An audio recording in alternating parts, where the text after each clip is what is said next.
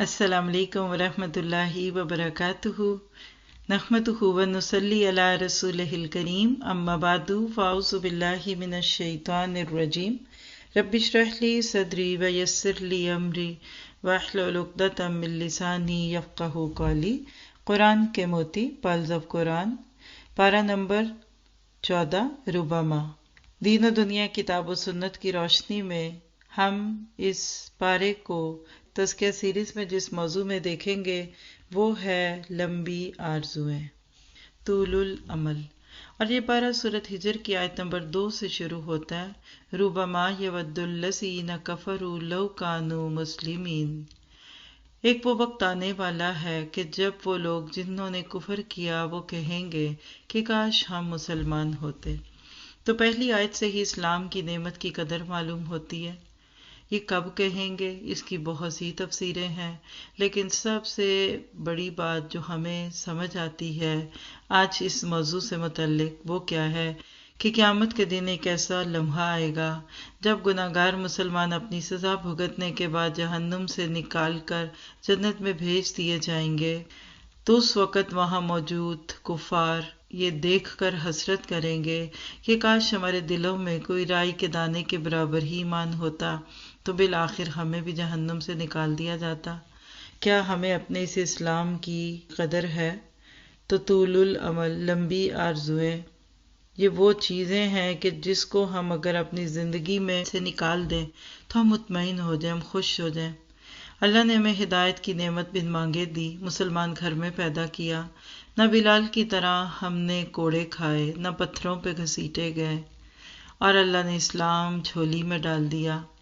आज हम अपने अमल से कुछ और साबित करते हैं और इस्लाम कुछ और कहता है, तो लिहाजा हमें इस्लाम की कदर करनी है। अमल कहते हैं झूठी आरजुओं, तमन्ना और ख्वाहिशात को। एक रिवायत से पता चलता है जो हज़रत अनस रज़ी अल्लाह तआला अन्हु के नाते हमें मिलती है, और वो क्या है कि आपने फरमाया 4 बातें बदबख्ती की हैं, उनमें से एक चीज़ तूलुल अमल है, लंबी आरजुएं। और एक दफ़ा अल्लाह के नबी किसी जनाजे के मौके पर कब्र की तैयारी के इंतज़ार में थे। रिवायत बड़ी खूबसूरत है, सही बुखारी की 6417, इब्न मसूद इसके रावी हैं। अल्लाह के नबी ने एक चौकटा सा ख़त खींचा, यानी रेक्टेंगुलर, फिर उसके दरमियान एक ख़त खींचा जो चौकटे के दरमियान में था। इसके बाद दरमियान वाले ख़त के एक हिस्से में जो चौकटे के दरमियान में था छोटे छोटे बहुत से खतूत खींचे, और फिर फरमाया कि ये इंसान है और ये इसकी मौत है जो इसे घेरे हुए है, और ये जो बीच का ख़त बाहर निकला हुआ है वो इसकी उम्मीद है, और छोटे छोटे खतूत इसकी दुनिया की मुश्किलात हैं। बस इंसान जब एक मुश्किल से बचकर निकलता है तो दूसरी में फंस जाता है, और दूसरी से निकलता है तो तीसरी में फंस जाता है। तो इस हदीस से क्या पता चलता है कि इंसान दुनिया से जाने के करीब होता है लेकिन उसकी ख्वाहिशात कम नहीं होती। एक से एक वो कहते हैं ना कि बहुत निकले मेरे अरमा फिर भी कम निकले। किस तरीके से हम ख्वाहिशात के जंगल में भटकते रहते हैं और हम नहीं जानते कि हमारे पास वक्त कितना है और हम किधर से किधर जाने वाले हैं। अगर हम अपनी ख्वाहिशात को कंट्रोल कर लें तो हमारा बहुत सा वक्त और माल भी बच जाए, लेकिन हमारा हाल क्या है कि बहुत निकले मेरे अरमा फिर भी कम निकले। हम अपनी ज़िंदगियों पे नज़र डालें। 2 साल का बच्चा होता है, हम पूछते हैं बड़े होकर क्या बनोगे, यानी सुनना चाहते हैं डॉक्टर या इंजीनियर। अब हुआ क्या कि बच्चों पे उम्मीदें लगाई, हमारी आरज़ुओं का महवर बच्चे बनते हैं। इवन अगर उनको पढ़ाते हैं, लिखाते हैं, उन पे कुछ खर्च करते हैं तो इस उम्मीद पे कि कल वो हमारे काम आएंगे। तो ये बच्चों से उम्मीदें लगाना ये भी दुरुस्त नहीं है।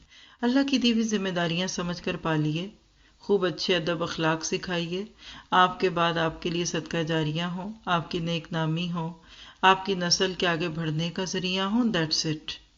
तो तवक्कुआत नहीं लगानी चाहिए। फिर इसी तरह बाज़ दफ़ा हम खुद से बहुत तवक्कुआत लगाते हैं। जितने हमारे ख्वाब हैं, प्लान हैं, उम्मीदें हैं, ये सब हम अपने आप से लगाते हैं। मैं ये भी कर लूँगी, मैं वो भी कर लूँगा। बुरी बात तो नहीं है, तवक्कुआत होनी चाहिए, क्योंकि इसके बगैर तो इंसान सुस्त होने लगता है, फिर तो कोई चैलेंज भी कबूल ना करे। इसी तरह कुछ तवक्कुआत हमें अल्लाह ताला की ज़ात से होती हैं, और अल्लाह ताला पर नज़रें लगाकर इंसान क्या करता है, बहुत बड़े बड़े काम कर लेता है। کرنی بھی چاہیے۔ ایک بندے مومن کی ساری توقعات اپنی ذات کے بعد اللہ تعالیٰ سے ہی ہونی چاہیے، کیونکہ اگر آپ اللہ تعالیٰ سے توقع نہیں لگاتے، صرف خود سے لگاتے ہیں تو بھی درست نہیں، اور دوسرا طریقہ بھی ٹھیک نہیں ہے۔ ایک اور درجہ ہے، اور وہ ہے کہ انسانوں سے توقعات لگانا، فلاں میرے لیے یہ کر دے گا، فلاں وہ کر دے گا۔ دیکھیے، انسانوں سے توقع رکھی جا سکتی ہے لیکن کنڈیشنل، شرائط کے ساتھ، اور بڑی محدود، ورنہ تو آپ ان کے غلام بن جائیں گے۔ جب آپ کسی سے کوئی امید لگاتے ہیں تو وہ آپ کی امید پہ پورا نہیں اترتا، اب کیا ہوگا؟ پورا اتر گیا تو خوشی ہو جائے گی۔ تو جتنی لوگوں سے توقعات لگاتے ہیں اتنے غم آتے ہیں۔ یہ رشتوں میں توقعات ہی تو ہوتی ہیں جو ٹوٹتی ہیں، اور ہم پھر ایک دوسرے کے خلاف ہونے لگتے ہیں۔ چاہیے کیا؟ اپنے حصے کا کام کیجئے، خود سے امیدیں لگائیے، اور اس دنیا میں جو کچھ ملتا ہے اس کو خوشی سے لے لیجئے، باقی چھوڑ دیجئے۔ امید پہ زندگی چلتی ہے، احساس کمتری ختم ہو جاتا ہے ان لوگوں کا جو پر امید رہتے ہیں۔ لیکن اتنی لمبی امیدیں مت لگاؤ کہ ہماری امیدوں کی لسٹیں ختم نہ ہوں اور ہم ختم ہو جائیں۔ ذرا سا اپنا محاسبہ کرتے ہیں، میری الماری میں کتنے کپڑے ہیں جو ابھی تک میں نے استعمال نہیں کیے؟ سلائی کرائے تھے لیکن ابھی پہن نہیں سکی۔ کیا میں اپنی ضرورت کے کپڑے چھانٹتی ہوں؟ امیدوں والے جوڑے الگ رکھیں۔ آپ حیران ہو جائیں گے، استعمال کی چیزیں تھوڑی اور جسٹ لمبی لسٹیں، ہینگ کر کر کے رکھتے ہیں کپڑوں کو، سولی پہ چڑھاتے ہیں، کبھی کبھار پہننا نصیب ہوتا ہے اور کبھی تو وہ بھی نہیں۔ پھر بچوں کو کتنے کپڑے دیتی ہوں؟ بیٹیوں کے جہیز میں 100 جوڑے، پہنے گی کتنے کو؟ تو یاد رکھیے، جس بندے کو زندگی میں کوئی بڑا کام کرنا ہوتا ہے وہ اپنی تمناؤں کی لسٹ کو مختصر رکھتا ہے۔ ان کا رخ بدل دیں، اس دنیا سے اٹھا کر آخرت پہ امیدیں لگائیے۔ ان بچوں سے دنیا کی نہیں آخرت کی بہتری کی امیدیں لگائیں، نیکیاں بڑھائیے۔ المال والبنون زینت الحیات الدنیا والباقیات الصالحات۔ تو بچوں کو نیکیوں پہ کھپائیے۔ اللہ کے نبی نے فرمایا، مومن دنیا کے معاملے میں اپنے سے نیچے والے کو دیکھتا ہے اور دین کے معاملے میں اپنے سے اوپر والے کو دیکھتا ہے۔ اللہ تعالیٰ سے بندے کو صابر اور شاکر لکھ دیتا ہے۔ تو لمبی امیدیں لگائیے تو دین کے معاملے میں لگائیے۔ دیکھیے لوگ دین میں کیا کچھ کر رہے ہیں۔ آپ سے مجھ سے زیادہ کام کرنے والوں کو دیکھیں گے تو آپ کو اور کام کرنے کو دل کرے گا، آپ سے اور زیادہ اللہ تعالیٰ کام لے گا۔ اور اگر ہم بالکل اپنے سے پیچھے رکھتے ہیں تو پھر تو جو کر رہے ہیں وہ بھی چھوڑ دیں گے، بہت خطرہ۔ اسی طرح آپ دیکھیے کہ دنیا میں آپ کا گھر چھوٹا ہے، شکر کیجئے گھر تو ہے۔ بعض لوگوں کے پاس تو گھر ہی نہیں، کسی نے شکوہ کیا، اللہ میرے پاس جوتا ہی نہیں ہے۔ باہر نکلے تو دیکھا کسی شخص کے پاؤں بھی نہیں تھے، کہ اللہ تیرا شکر ہے پاؤں تو ہے نا۔ تو دنیا میں اپنے سے نیچے اور دین میں اپنے اوپر دیکھیے، غم بھی دور ہو جائیں گے، ڈپریشن چلا جائے گا اور آپ خوش رہنے لگیں گے۔ آج یہ آرزویں ہیں جنہوں نے ہمیں غمزدہ کیا ہوا ہے اور ہمارے کندھوں پہ بھاری قرضے ہیں۔ لمبی آرزوؤں کو پیچھے کر دیجئے، آپ کے کندھے ہلکے ہونے لگیں گے، اور اللہ نے آپ کو جو بچے دیے ہیں اس پہ اللہ کا شکر ادا کر جائیے۔ اپنے بچوں کی اچھی تربیت کریں گے، آپ پیچھے لاکھوں نہیں بھی چھوڑ پائے، لیکن اگر ان کی اچھی تربیت کر گے، کردار سازی کر گے تو وہ خود بھی کما لیں گے۔ جس رب نے آپ کو دیا وہ ان کو بھی دے دے گا۔ تو اپنا محاسبہ کرتے ہیں، مجھے کس کس سے امیدیں ہیں؟ کیا میں نے اپنی اولاد سے امیدیں لگائی ہوئی ہیں؟ پھر اپنے دوستوں اور احباب سے بڑی امیدیں ہوتی ہیں۔ بعض دفعہ اپنی بیوی سے شکوے ہوتے ہیں، لیکن کیا آپ بھی اپنی بیوی کی مرضی پہ پورے اترتے ہیں؟ کیا آپ بھی اس کا خیال رکھتے ہیں جو آپ چاہتے ہیں کہ وہ آپ کا خیال رکھیں؟ تو جب کوئی دوسرا بندہ ہماری امید کے مطابق ریئیکٹ نہیں کرتا تو ہم دکھی ہو جاتے ہیں۔ اللہ کے نبی نے فرمایا، حضرت ابو ہریرہ سے روایت ہے کہ 2 چیزوں کی محبت میں بوڑھے کا دل جوان رہتا ہے، ایک لمبی زندگی کی محبت اور دوسری مال کی محبت۔ اور آپ حیران ہوں گے کہ یہ بات کتنی سچی ہے۔ وقت کے ساتھ انسان بہت پوزیسو ہو جاتا ہے، شاید اس لیے بھی کہ اب خود کما نہیں سکتے، تو لہٰذا اب جو ہے اسی کے اوپر بات کیجئے۔ اور پھر اسی طرح سے مال، دولت، صحت، لمبی عمر کی خواہش، پھر بچے، پوتے، زمینیں، پلاٹ، تفاخر و تکاثر فی الاموال والاولاد، سورۃ حدید کی ایک آیت میں آتا ہے۔ تو نتیجہ کیا ہوتا ہے کہ ہم مشین بن جاتے ہیں۔ اسی لیے یاد رکھیے بھی نفس امارہ غالب آ جاتا ہے. جو ہر وقت کمانے اور اس کو لٹانے پہ رہتا ہے نا، پھر اس کا نفس امارہ بنتا ہے، جس پہ ہم نے پچھلے پارے میں بات کی تھی. اور نفس لوامہ تو گویا کہ سو ہی گیا. ایسا شخص کبھی نفس مطمئنہ بن نہیں سکتا، کیونکہ اس کو پتا ہے کہ میں ابھی اس دنیا میں بھی بہت کچھ پانا چاہتا ہوں. پھر اسی طرح سے آیت 9 میں قرآن کی ایک مثال ہے جو اس کو تورات اور انجیل سے الگ کرتی ہے. 1400 سال گزر گئے، اس کتاب میں 19 سے 20 کا فرق نہیں آیا، کیونکہ اللہ نے اس کی حفاظت کا ذمہ لیا. اِنَّا نَحْنُ نَزَّلْنَا الذِّکْرَ وَإِنَّا لَهُ لَحَافِظُونَ. ذرا سے اس کتاب کو چھو کر دیکھیں ہم کتنے خوش بخت ہیں. اللہ نے ہمیں کتنی پیاری کتاب دی. آج بھی پڑھتے ہیں تو ایسے دل سکون سے بھرتا ہے. رش کرتے ہیں وہ لوگ ایک دوسرے کے اوپر کہ جن کو اس کتاب کو خوبصورت طریقے سے پڑھنا آتا ہے. تو آپ بھی کہیں اللہ تیرا شکر ہے، ہم اس وقت بھی دنیا کی سب سے سچی کتاب کو پڑھ رہے ہیں اور اس میں سے اپنے لیے عمل کے موتی لے رہے ہیں. قرآن ایمان والوں کے لیے شفا ہے، لیکن مجرموں کے دلوں میں سلاخوں کی طرح چبھتا ہے. دل نہیں لگتا نا، اس وجہ سے پھر وہ وقت چبھتا کہ اتنی لمبی بات نہیں سنیں گے، ہاں اتنا نہیں. اچھا فلم 3 گھنٹے کی دیکھ لیں گے اور دورہ قرآن 2 گھنٹے 2.5 گھنٹے نہیں بنی. بھئی اب تھوڑا روک کے سن لیجئے، آدھا سن لے پھر چھوڑ دیں، پھر آدھا گھنٹہ سن لے. تو اس قرآن کو سنتے وقت میری کیا کیفیت ہے، یہ مجھے اپنے آپ سے پوچھنا ہے. کیونکہ جیسا ہمارا دل ہوتا ہے اللہ تعالیٰ ہمارے ساتھ ویسا ہی معاملہ کرتے ہیں. اور یاد رکھیے اس کتاب کی حفاظت کے لیے اللہ تعالیٰ نے بہت سارے پہرے لگا دیے. صحیح بخاری کی روایت ہے 4701، آپ نے فرمایا کہ اللہ تعالیٰ جب کوئی فیصلہ فرماتا ہے تو فرشتے عاجزی سے اپنے پر مارنے لگتے ہیں. پھر اللہ تعالیٰ اپنا حکم فرشتوں تک پہنچا دیتا ہے.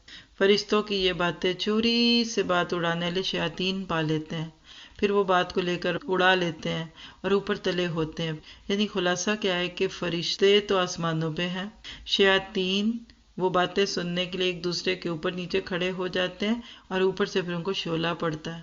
کبھی آپ نے بچپن میں سنا ہوگا ستارہ ٹوٹا، تو ستارے نہیں ٹوٹتے بلکہ اوپر سے شیاطین کو بھگانے کے لیے شعلے پڑتے ہیں اور اس طرح سے وہ بات اوپر سے نیچے آ کر کاہنوں کے دل میں ڈال دیتے ہیں.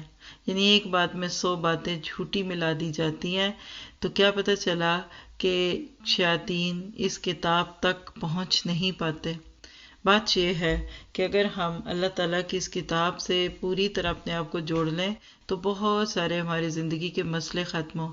آپ دیکھیں کہ ونڈو واچنگ، بازاروں کی زینت بننا، یہی تھی زندگی. آج بھی سینکڑوں بہنیں ایسی باتیں کرتی ہیں کہ جب سے قرآن سے شعوری طور پر نہیں جڑے تھے تب تک یہی تھی زندگی. اللہ ہمیں اپنی اصلاح کی توفیق دے. تو لہٰذا آگے آیت 17-18 میں اللہ تعالیٰ فرماتے ہیں سارے خزانے میرے پاس ہیں، جو مانگنا ہے مجھ سے مانگو. دوسروں کے در سے کی امیدیں لگاتے ہو؟ وہ تو بیچارے خود اس در کے سوالی، وہ تو مانگتے ہیں. اللہ کے سامنے آ جاؤ. پھر اسی طرح کچھ لوگ ہیں جن کا رزق اگر اللہ بڑھا دے تو وہ سرکشی کرنے لگتے ہیں. نبات اللہ رزق اللہ تعالیٰ ان کو دے دے تو بالکل ٹھیک رہتے ہیں. تو اللہ تعالیٰ انسانوں کو ان کے کیلیپر کے مطابق ہی دیتا ہے. تو اس لیے زیادہ امیدیں لگانے کی بجائے جو کچھ ہے اس پہ اللہ کا شکر ادا کرنا چاہیے. یہاں ایک چھوٹا سا اپنا محاسبے کا نقطہ بھی نوٹ کرتے ہیں، اور وہ کیا ہے، کیا بچوں کے لیے بہت کچھ چھوڑ جانے کا احساس میرے گھر میں ناجائز کمائی تو نہیں لاتا؟ آپ کے شوہر لائیں یا آپ خود اگر کماتے ہیں تو کیا ہم اپنے بچوں کے لیے ناجائز چیزیں چھوڑ جائیں گے؟ اللہ نے ہمیں اتنی پیاری اولادیں دی اور کیا ہم ان کو نافرمانی کا رزق دے کر جائیں گے؟ اللہ ہماری اصلاح فرما دے. پھر آیت 27 سے 28 اس میں انسان کا تعارف ہے، جس میں اللہ نے بہت پیاری بات بتا دی کہ انسان کیا ہے، اللہ کا ایک ماسٹر پیس ہے. اپنی لمبی آرزوؤں کی لسٹ کو کم کر دے، شیطان کے بہکاووں میں نہ آئے، جو کہ آیت 39 میں بات ہوئی تھی. تو اللہ تعالیٰ اس کو دنیا میں بھی عزت دے اور آخرت میں بھی دے. لیکن شیطان ہمیں بہکاتا ہے، دنیا کو خوبصورت سے خوبصورت کر کے دکھاتا ہے. تو ہم یہاں اپنے آپ سے سوال کرتے ہیں کیا مجھ پر شیطان کا فریب تو نہیں چلتا؟ کیا میں شیطان کے دھوکے میں تو نہیں آ جاتی؟ جتنا اپنا محاسبہ کرتے جائیں گے اتنا اللہ تعالیٰ کل قیامت کے دن کی سختیوں سے بچائے گا. اور سب سے بڑی بات یہ ہے کہ ہر انسان اپنے آپ کو سب سے بہتر جانتا ہے. تو اللہ تعالیٰ ہمیں ان سارے پیغامات میں یہ بات بتاتے ہیں کہ ہم نے اپنے آپ کو بہتر سے بہترین کرنا ہے. آپ دیکھیے کہ جب سنتے رہتے ہیں تو احساس بھی زندہ رہتا ہے، جب سننا چھوڑ دیتے ہیں تو ایک وقت آتا ہے کہ پھر احساس بھی کم سے کم ہونے لگتا ہے۔ پھر اسی طرح سے اس سے اگر تھوڑا سا ہم آگے پڑھتے ہیں، آیت 49-50 میں اللہ تعالیٰ اپنی دو مختلف صفات بتاتے ہیں۔ ہم جب گناہ کرتے ہیں تو اللہ تعالیٰ کو حق ہے کہ وہ ہمارے اوپر اس کی پکڑ رکھے، لیکن پھر بھی وہ اپنی شان سے ہمیں معاف کرتا ہے اور ہمارے گناہوں کے لیے معافی کے قلم ہمیشہ تیار رکھتا ہے۔ کبھی انسان گناہ کرتا ہے تو دل میں گلٹ آنے لگتا ہے کہ میں کس منہ سے اللہ کو پکاروں، میں نے تو اتنے گناہ کیے۔ تو اللہ تعالیٰ بھی تو پھر کہتا ہے نا کہ میں نے کب کہا کہ تم نیکیاں لے کر آؤ، میں بھی تو یہی کہتا ہوں کہ گناہ لے کر آؤ، معافی کی نیت رکھو، دل میں شرمندگی رکھو، آئندہ نہ کرنا تو میں تمہیں معاف کر دوں گا۔ حضرت موسیٰ کے بارے میں ایک روایت میں آتا ہے کہ بارش کے لیے نکلے دعا کے لیے کھلی جگہ پہ، لیکن اللہ تعالیٰ نے اپنی وحی سے بتا دیا کہ اس محفل میں کوئی ایسا شخص ہے کہ جو اتنا گناہ گار ہے کہ اس کی وجہ سے دعا قبول نہیں ہوگی۔ تو موسیٰ علیہ السلام نے جب لوگوں کو بتا دیا، پردہ رکھا، اللہ نے نام نہیں دیا، تو تھوڑی دیر میں بارش شروع ہو گئی۔ تو پتہ کیا چلا کہ اس گناہ گار نے وہاں بیٹھے بیٹھے توبہ کی۔ اب یہ اسرائیلی روایات ہیں، نہ ہم اس کو جھٹلاتے ہیں نہ اس کی تصدیق کرتے ہیں، لیکن بات سچ ہے۔ اللہ بندے کے گناہ جس طرح سے معاف کرتا ہے، بندے بھی بندوں کے معاف نہیں کرتا۔ اللہ ستار العیوب ہے۔ قوم لوط کی خواہشوں کا نقشہ بیان کیا گیا، کیسے طول العمل کی ایک عجیب سی کیفیت ان میں تھی کہ وہ تو گناہوں کے نشے میں تھے۔ اس لیے ہم سب نے اللہ سے دعا کرنی ہے اس ٹاپک کو پڑھتے ہوئے کہ ہمارے دل سے ساری بیکار خواہشیں نکال دے اور ہمارے سارے ارمان اور تمنائیں آخرت کی طرف مائل کر دے۔ پھر آیت 87 میں سبل مسانی کے طور پہ سورۃ الفاتحہ کو بار بار پڑھنے کی طرف اشارہ ہے۔ ہم ہر نماز میں پڑھتے ہیں، اللہ کرے کہ ہمیں اس پہ عمل کی توفیق دے۔ اللہ تعالیٰ فرماتے ہیں کہ دوسروں کی طرف نظر اٹھا کر بھی نہ دیکھو۔ ہم کبھی کبھی دوسروں کی چیزوں کے پیچھے بھاگتے ہیں اور اسی طرح قبر میں پہنچ جاتے ہیں۔ یہ دنیا کبھی بھی جنت نہیں بنے گی، جن کے پاس بہت دنیا ہے وہ بھی اس کی لذت نہیں پا سکتے جب تک کہ ایمان نہ ہو۔ پھر آیت 91 میں قرآن پاک کو ٹکڑے ٹکڑے کرنے کی بات ہے۔ مراد یہ کہ کچھ حصے پہ عمل کرنا، کچھ کو چھوڑ دینا، جو خواہش کے مطابق ہے اس کو لیا، جو ٹکرائے تو اس کو چھوڑ دینا۔ کہ آج ہم نے بھی کچھ ایسا ہی نہ زیبا اور نہ مناسب رویہ تو قرآن کے ساتھ نہیں رکھا۔ اللہ نے 114 صورتیں نکال لی اور ہم چند مخصوص صورتوں کو ہی پڑھتے جائیں اور باقی قرآن کو چھوڑ دیں۔ کیا ہم صرف رمضان ہی میں تو قرآن نہیں پڑھتے، بعد میں بھی پڑھتے ہیں کہ نہیں؟ اللہ ہمیں اپنا محاسبہ کرنے کی توفیق دے۔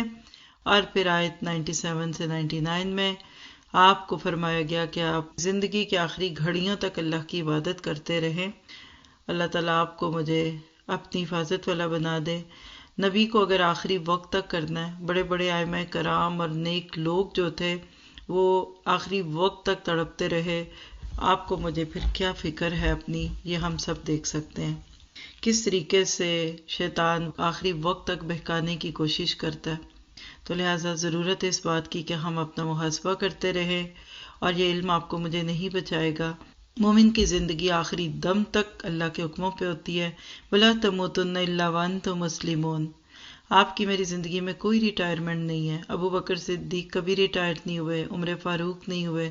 موت ہی کام کو تمام کراتی ہے۔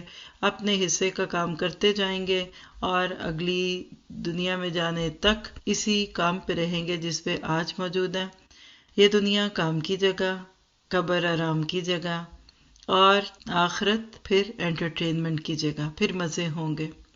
اگر ایسا نہ کیا تو ہو سکتا ہے آخرت میں اپنے رزلٹ کو دیکھ کر شرمندگی ہو۔ پھر اس کے بعد سورۃ نحل شروع ہوتی ہے، بڑی خوبصورت سورت ہے، ایسے لگتا ہے روشنیوں سے بھری ہوئی ہے۔ سورۃ النعم بھی کہتے ہیں اس کو، اور اس کے اندر آپ کو کائنات میں پھیلی ہوئی مختلف نشانیاں دکھتی ہیں۔ ہر آیت پہ سبحان اللہ اور الحمدللہ دل کی دھڑکنوں سے محسوس ہوتا ہے نکلتا ہوا۔ شروع کی آیات میں توحید ہے اور توحید ہی اصل ہے۔ آیت 36 میں طاغوت کی بات ہے، جس میں ہمارے لیے محاسبہ ہے کہ کیا ہم طاغوت سے جان چھڑا چکے۔ ہر وہ ہستی جو اللہ کے حکم سے مخالفت پہ مائل کرے اس کو اب طاغوت کہہ سکتے ہیں۔ کیا ہم ایک اللہ کے بن گئے؟ ایاک نعبد و ایاک نستعین کے عہد کو کیا ہم نے اپنی زندگی میں عمل میں رکھا ہوا ہے یا صرف لپ سروس ہے؟ پھر آیت 41 میں ہجرت کی باتیں ہیں۔ حقیقت ہے کہ جو زندگی میں اللہ کی خاطر من پسند جگہ چھوڑے گا، من پسند طریقے چھوڑے گا، طرز زندگی چھوڑے گا، لائف سٹائل بدلے گا، اللہ تعالیٰ اس کو بہترین بدلے وہاں بھی دے گا اور ادھر بھی۔ سورۃ نحل چونکہ مکی دور کی آخر کی صورت ہے تو ادھر ظلم و ستم بڑھ رہے تھے، تو آگے چونکہ ہجرت قریب تھی اس لیے اللہ تعالیٰ یہاں ہجرت کی باتیں کر رہے ہیں کہ ٹھیک ہے تم دین کا اظہار نہیں کر سکتے تو تم وہ جگہ تو چھوڑ سکتے ہو۔ آج ہم گناہوں کے سارے مواقع بھی استعمال کرتے رہتے ہیں اور ساتھ گلے اور شکوے بھی کرتے ہیں۔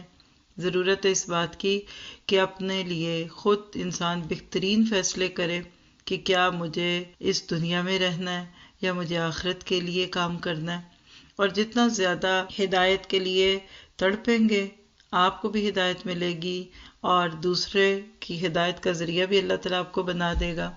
پھر اس کے بعد قرآن پاک کی بات ہے۔ آپ دیکھتے ہیں کہ ہر صورت جو ہے وہ ایک سے ایک چیز کو لیتے ہوئے بیچ میں قرآن پاک کی محبت کی بات کرتی ہے۔ حقیقت یہ ہے کہ ہماری پچھلی 2 نسلیں تقریباً شعوری تعلیم سے دور رہیں۔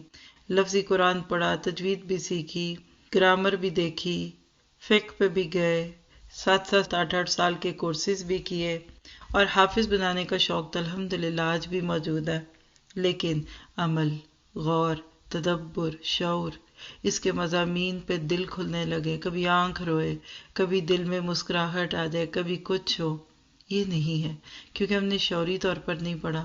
آج بھی آپ دیکھیے اگر اپنی ذات سے شروع کریں پھر اپنے گھر، خاندان اور معاشرے کو لیں گے تو چند سالوں میں پورے ملک میں علم کا دورہ ہوگا۔ ہم اپنے ملکوں کے حالات صرف قرآن کی تعلیم کو عام کر کے بہتر کر سکتے ہیں۔ پھر چوریاں بھی ختم ہوں گی، ڈکیتیاں بھی نہیں ہوں گی، اللہ کا خوف آ جائے تو کون کس کو قتل کرے گا۔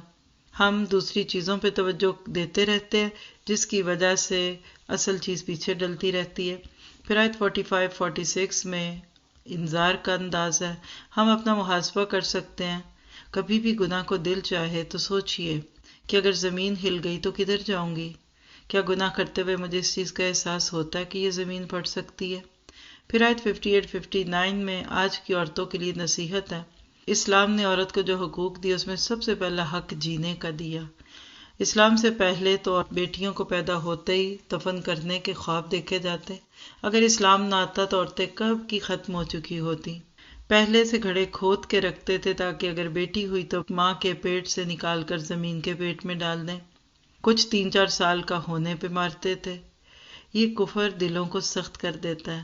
آج بھی بچیوں کے ساتھ کچھ لوگوں کے دل بڑے سخت ہیں۔ آج الٹرا ساؤنڈ نے کئی چیزوں کو پہلے سے ہی آسان کر دیا۔ اللہ تعالیٰ ہمیں اسلام کی قدر کی توفیق عطا فرمائے۔ پھر 67 آیت شراب کی قباحت کو بیان کرنے کی پہلی آیت ہے جس میں اس کو رزق طیب سے الگ کر دیا گیا۔ اس کے بعد اگلی آیات جس کی وجہ سے اس سورت کو سورۃ النحل کہتے ہیں، شہد کی مکھی ٹیم ورک کا بہترین نمونہ۔ شہد بناتی ہے، کتنی آرگنائزڈ ہے، ایک کوئین ہے ملکہ مکھی لیڈر، باقی اس کی ورکرز ہیں اور ایک میل ہے۔ اصل کام فیمیلز کرتی ہیں، حکم، ڈائریکشنز، انسٹرکشنز ملکہ کی طرف سے آتے ہیں اور ٹیم ورک ورکرز کرتی ہیں اور پھر شہد بنتا ہے۔ ساری زندگی کئی ہزار میل چلنے کے بعد چند پھولوں کا رس چوس کر لاتی ہے، اور کہتے ہیں کہ ایک مکھی ساری زندگی میں ایک چھوٹی چمچ یعنی ٹی سپون چائے کی جس کو آپ کہتے ہیں وہ ہنی بناتی ہے۔ اللہ کیسے اس کے پیٹ میں مشینیں لگا کر ایک پھول کی پتی کو، اس کے رس کو شہد میں بدلتا ہے، ایک لعاب کی شکل میں نکلتا ہے۔ کچھ مکھیاں شہد کے چھتے بناتی ہیں جو ہیکساگونل شیپ کا ہوتا ہے، جو پریزرویٹیوز کے حساب سے دی بیسٹ شیپ قرار دی جاتی ہے۔ کیسے ایک ایک قطرہ قطرہ پریزرو کیا جاتا ہے، پھر اوپر موم چپکائی جاتی ہے، پروں سے ہوا دے کر شہد کو ٹھنڈا کیا جاتا ہے۔ یہ کون سکھاتا ہے؟ اگر شہد میں شفا ہے تو قرآن میں بھی تو شفا ہے۔ قرآن کا علم بھی ایسے ہی نہیں آتا، کوئی ایسے اٹھ کر آپ کو نہیں سکھا سکتا۔ اس کے لیے بھی جگہ جگہ سے علم لینا پڑتا ہے، کہاں کہاں سے انسان سیکھ کر پھر آ کر لوگوں کو نفع دیتا ہے۔ اللہ تعالیٰ جو امت کو شہد کی مکھی سے سبق لینے والا بنا دے۔ پھر اس کے بعد انسان کی زندگی کے مختلف ادوار اور اس میں سب سے مشکل وقت ارذل عمر، آخری حصہ۔ حافظہ کمزور، کھایا جاتا نہیں، چلا جاتا نہیں۔ اللہ کہتا ہے تم بڑے کرتے تھے، تمہاری تو بڑی طول العمل کی لسٹ تھی، کدھر گئے آج؟ پہن لو تو سجے نہ، کھا لو تو ہضم نہ ہو، چلنے لگو تو گر گر پڑو، بڑا بنتے تھے، آج کدھر گئے؟ عقل ماری گئی۔ ذرا سا محاسبہ کرتے ہیں کہ ہم اپنے گھر کے بزرگوں کے ساتھ کیا معاملہ کرتے ہیں۔ کیا بزرگوں کو پارٹی میں لے جاتے ہوئے شرم تو نہیں آتی کہ یہ تو ٹیڑھا چلتے ہیں، یہ تو آہستہ چلتے ہیں، ان کے تو ساتھ اب ان کی اسٹک بھی ہے؟ ذرا سوچیے جب ہم بچے تھے اور اگر ماں باپ ہمیں گھر چھوڑ چھوڑ کر چلے جاتے تو کیسا لگتا؟ آج وہ بات بار بار پوچھتے ہیں، ہم جھنجھلا جاتے ہیں۔ بچوں کی تو ہر بات پہ ماں باپ صدقے واری جاتے ہیں۔ اللہ ہمیں گھر کے بزرگوں کی صحیح قدر کی توفیق عطا فرمائے۔ دعاؤں کی پوٹلیاں ہیں، ہمیشہ نہیں رہیں گے، اب یہ جانے والے ہیں۔ ان کی خدمت کر کے اپنے لیے دنیا کو جنت بنانے کے راستے آسان کیجیے۔ پھر آیت 91 میں اللہ تعالیٰ نے بہت ساری نعمتوں کو بیان کرنے کے بعد ایک عمل کی بات کی، اور وہ کیا تھی کہ تم اپنے آپ کو اللہ کے اس دین کے تقاضوں کے مطابق ڈھال لو تو تمہیں پتہ چل جائے گا کہ آرزویں اور تمنائیں صرف اس دنیا میں نہیں، آخرت میں بھی پوری کرانی ہے۔ ہم دیکھتے ہیں کہ سورۃ نحل اور اس موضوع میں بہت مماثلت ہے نا۔ اللہ میں کائنات پہ غور و فکر کا موقع دیتے ہیں۔ اللہ تعالیٰ نے خوبصورت سا دین دیا، اور خاص طور پہ آپ دیکھیے کہ آیت 90 دین اسلام کا خوبصورت روپ پیش کرتی ہے نا۔ کبھی بہت لمبی بات نہیں ہو سکتی، راہ چلتے کوئی پوچھتا ہے کہ نچوڑ کیا ہے، خلاصہ کہ اسلام کا، تو 3 باتوں کے کرنے کا حکم اور 3 چیزوں سے رکنے کی بات۔ عدل کرنا ہے، کیا؟ اپنے لیے جو چاہتے وہ دوسروں کے لیے کرو، بیلنس زندگی بسر کرو، انتہا پسند رویوں سے بچو۔ اسلام میں کوئی ایکسٹریمزم نہیں ہے، کوئی انتہا پسندی نہیں ہے، قول اور فعل کا تضاد نہیں ہے۔ اور عدل میں آپ سب سے پہلے توحید کو لیجئے، پھر معاملات تک جائیے، ہر ایک کو حق دیجئے، صاحب حق کے حق دیجئے۔ دنیا اور آخرت میں عدل کیجئے، جتنا یہاں رہنا ہے اتنا ادھر کی کوشش، اور جتنا ادھر رہنا اتنی ادھر کی کوشش کیجئے، تو آپ دیکھیں گے کہ متوازن بیلنس دین ہوگا۔ اسی لیے اس کو امت وسط کہا گیا۔ اگر کسی میں انتہا پسندی دیکھیں تو سمجھ لیجئے کہ یہ صحیح دین نہیں ہو سکتا۔ پھر احسان کیا ہے؟ برابری کے درجے پر رہ کر نہیں بلکہ اوپر اٹھ کر احسان کرو۔ جیسا کرو ویسا بھرو کا اصول ہے دنیا میں۔ اسلام آپ کو ٹٹ فور ٹیٹ سے اوپر اٹھا کر اعلیٰ درجہ سکھاتا ہے کہ لوگوں کے ساتھ اچھے سے اچھا معاملہ کیا کرو، شرطیں نہ لگاؤ، حقوق مانگنے کی بجائے اپنے فرائض ادا کرنے کی کوشش کرو، اپنی ذمہ داریوں کو بہترین طریقے سے نبھاؤ، اور اللہ کے ساتھ احسان کیا ہے کہ عبادت ایسے کرو جیسے تم اللہ تعالیٰ کو دیکھ رہے ہو۔ پھر تیسری چیز ایتاء ذی القربہ، رشتے نبھاؤ، رشتوں کو نہ توڑو، خوشیوں سے ملو، اپنے ساتھ رہنے والوں کے ساتھ محبت رکھو۔ مومن محبت کرتا اور کرایا جاتا ہے۔ بعض دفعہ رشتہ داروں کے ساتھ معاملات زیادہ مشکل ہوتے ہیں، وہیں امیدیں ٹوٹتی ہیں کیونکہ توقعات بھی بہت وہاں ہوتی ہیں۔ اس پہ ہمارا ایک پورا دورہ قرآن تھا، رشتے جوڑیے، DQ 2019 کے نام پہ۔ پورا مہینہ ہم نے ہر پارے میں سے ایک ایک رشتے کو لے کے اس پہ بات کی۔ اللہ ہمارے وقت میں برکت دے اور ہم سیکھیں۔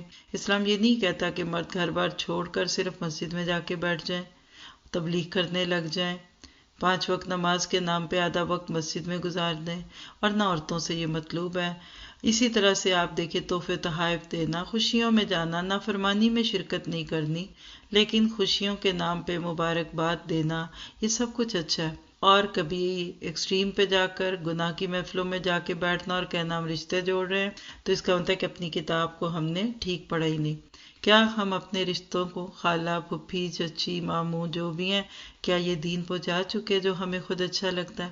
پھر دیکھیے فحش، منکر اور بغاوت، یہ وہ چیزیں ہیں جن کو نہ عقل مانتی ہے اور نہ نقل مانتی ہے۔ دنیا کا کوئی قانون ان چیزوں کو پسند نہیں کرتا، تو لہٰذا انسان جانوروں کی سطح پہ پہنچ جاتا ہے نا، پھر فحش چیزیں دیکھتا، سنتا اور ایسے کام کرتا ہے۔ اللہ تعالیٰ سے یہ دعا ہے کہ ہم بہترین طریقے سے ان چیزوں کو سمجھیں۔ پھر اگلی آیات میں عہد شکنیوں کی بات ہے کہ کیسے اپنے ہی کاتے ہوئے سوت کو دوبارہ چھوٹے چھوٹے ٹکڑوں میں کاٹنا، یعنی اسلام جو ہے وہ دین ہے کس چیز کا؟ جس میں آپ عہدوں کو پورا کرتے ہیں۔ اور افسوس کی بات ہے ہر جمعے یہ آیات پڑھنے سننے والے مسلمان سب سے زیادہ وعدے اور عہد توڑتے ہیں۔ اللہ تعالیٰ ہمیں مہذب قوم بنا دے اور ہم بہترین طریقے سے اللہ تعالیٰ کی ان ساری باتوں پہ عمل بھی کر سکیں، اور جب ہم اس دنیا سے جائیں تو سرخ روح ہو کر جائیں، عدل احسان اور صلہ رحمی کرتے ہوئے جائیں، فحش منکر اور بغاوت سے دور ہو جائیں، اور جانوروں کے درجے پہ گرنے سے اللہ تعالیٰ آپ کو مجھے بچائے۔ کبھی کبھی لوگ اپنے کیے کرائے پہ خود پانی ڈال لیتے ہیں، جب نیکیوں کے ساتھ گناہوں کو بھی ملا لیتے ہیں۔ مکہ کی وہ ایک دیوانی عورت تھی جو دن بھر جرحے کے ساتھ سوت کاٹتی، شام کو کینچی لے کر اس کو کاٹتی۔ وعدوں کو توڑنا ایسے ہی ہے جیسے سوت کو کاٹنا۔ تو یاد رکھیے، ہر معاہدہ ایک آزمائش ہے۔ اللہ تعالیٰ آپ کو مجھے بعض برس کا احساس دیتا ہے، اور یہی احساس انسان کو زندہ رکھتا ہے۔ خود کو ٹٹولیے، وعدوں اور عہدوں اور کمٹمنٹس کے بارے میں میرا عمل کیسا ہے۔ اور عموماً عہد شکنی کی وجہ ذاتی مفاد ہوتے ہیں، کیے ہوئے معاہدے توڑ دیتا ہے انسان۔ تو کیا پتہ چلا، عہدوں کو نبھانا ہے۔ اللہ کے نبی کبھی بھی عہد شکنی کو پسند نہیں کرتے تھے۔ فتح مکہ کا سبب وعدہ خلافی تھی۔ یہ اللہ کا بے لاگ قانون ہے کہ جو دھوکہ دیتا ہے وہ ضرور دھوکہ کھائے گا، اور جو چیز اللہ کے پاس چلی گئی وہ باقی رہ گئی۔ ایک خوبصورت پیغام ہے پہ پارے کے، کیونکہ انسان کے ہاتھ میں بے برکتی ہے۔ جو چیز ہاتھ میں آتی ہے بس ختم ہو جاتی ہے۔ ہمارا وہ مال جو اپنے ہاتھوں سے آگے بھیجا وہ بچ جائے گا، باقی تو سب وہ رسا کا ہو جائے گا۔ کیا ہم جو محنت کرتے ہیں وہ ضروریات کے لیے کرتے ہیں یا پیچھے چھوڑ جانے والے مال کے لیے کرتے ہیں؟ اللہ تعالیٰ آپ کو مجھے طول العمل سے بچنے کے لیے ایک خوبصورت سا تحفہ دیتے ہیں، اور وہ کیا ہے کہ تم پاک زندگی گزارو۔ فَلَنُحْيِيَنَّهُ حَيَاةً طَيِّبَةً۔ مصروفیات عادی سے بھی کم ہو جائیں اگر ہم تمناؤں اور آرزوؤں کی لسٹوں کو چھوٹا کر دیں۔ پھر ابراہیم علیہ السلام کی مثال دے کر بتا دیا، ایک شخص وہ کام کر گیا جو پوری امت نہ کر سکی۔ قربانی کی مثالیں پیش کی، امت کے لیے رول ماڈل بنے، نعمتوں کو پا کر شکر ادا کرنے والے بنے۔ ایسے ہی لوگوں کو اللہ چنتا ہے اور ان کو سیدھا راستہ دکھاتا ہے۔ اس پارے کو سننے کے بعد ہمارے عمل کے نقطے کیا ہیں؟ کرنے کی باتیں کہ اللہ کی نعمتوں پہ شکر ادا کرنا ہے، دین کی دعوت کا آغاز اپنے گھر سے کرنا ہے، حکمت کے ساتھ دعوت دینی ہے، اور حکمت کے ساتھ نہ مانے تو دل سوزی کا انداز اپنانا ہے تاکہ دل نرم ہو جائے۔ اللہ ہمیں دین کی حکمتیں عطا فرمائے۔ سبحانک اللہم و بحمدک، اشہد ان لا الہ الا انت، استغفرک و اتوب الیک۔